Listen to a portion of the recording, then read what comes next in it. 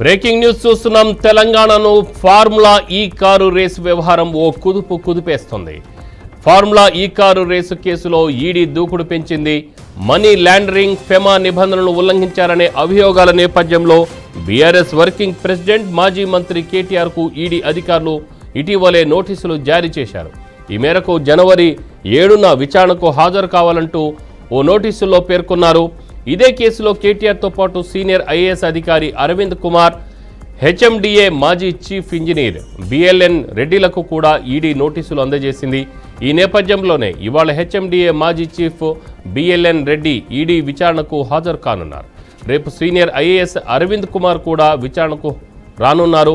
చివరగా BRS working president, మాజీ మంత్రి ఈ నెల 7న ఈడీ విచారణను ఎదుర్కొన్నారు.